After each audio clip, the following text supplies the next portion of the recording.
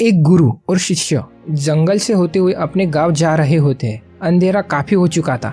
शिष्य ने अपने गुरु से कहा, गुरुजी काफी रात हो चुके हैं, अगर आप कहे तो आज की रात यही आसपास के गांव में गुजार ले। गुरुजी ने अपना सर हिलाया और वो आसपास के गांव में एक छोटे से घर के पास जाकर रुके।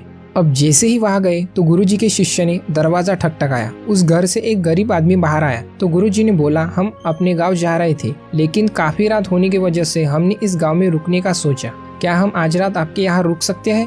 गरीब आदमी बोला, हाँ क्यों नहीं, आप दोनों अंदर आ जाइए।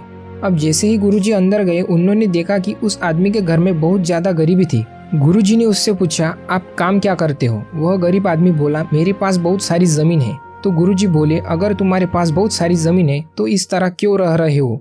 वह आदमी बोला, यह किसी काम की नहीं है। गांव वाले बोलते हैं कि ये बंजर जमीन है, यहाँ पर कुछ भी नहीं उगाया जा सकता और वहाँ फसल उगाना बहुत बड़ी बेवकूफ़ी है। गुरुजी ने बोला कि तुम्हारा गुजारा कैसे होता है? उसने बोला कि मेरे पास एक भैंस है जिससे मेरा पूरा घर चलता है। यह सुनने के बाद गुरुजी सो जाते हैं और रात में जब सब लोग सो रहे होते हैं तब गुरुजी अपने शिष्य को उठाते हैं और उस गरीब आदमी की भैंस लेकर अपने गांव चले जाते हैं। शिष्य अपने गुरुजी से पूछता है कि आप गलत तो नहीं कर रहे हो? उस गरीब आदमी की रोजी रोटी इस भैंस की वजह से चलती है। तो गुरुजी अपने शिष्य की तरफ देखते हैं और मुस्कुराते हुए आगे बढ़ जाते हैं।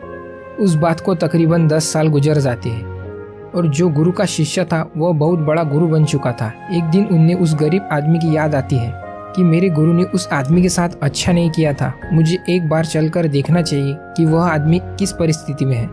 वह शिष्य उस गांव की तरफ जाता है और वहां जैसे ही पहुंचता है तो वह देखता है कि जहाँ पर उस गरीब आदमी का झोपड़ा था वहाँ पर एक बड़ा ही आलीशान महल बन चुका था और उस झोपड़ी के बाहर जो बंजर जमीन थी उस पर फल और फूलों के बगीचे थे। तभी उधर से उस घर का मालिक आता है। शिष्य उससे पहचान लेता है। उस आदमी को बोलता है, तुमने मुझे पहचाना? मैं अपने गुरुजी के साथ आया था, हम आपके यहाँ एक रात रुके भी थे। वह आदमी उसे पहचान लेता है और बोलता है, उस रात में आप कहाँ चले गए थे? उस रात के बाद मेरी भैंस कहीं चली गई थी, मेरे पास कोई रास्ता नहीं था, तो मैंने अपनी जमीन पर मेहनत की और फसल निकल आई और आज मैं इस गांव का सबसे बड़ा और सबसे अमीर आदमी बन चुका हूँ। यह सुनने के बाद शिष्य के आंखों में अपने गुरुजी के लिए आंसू आ गए और उसे यह बात समझ में आ गई, वो रोने लगा।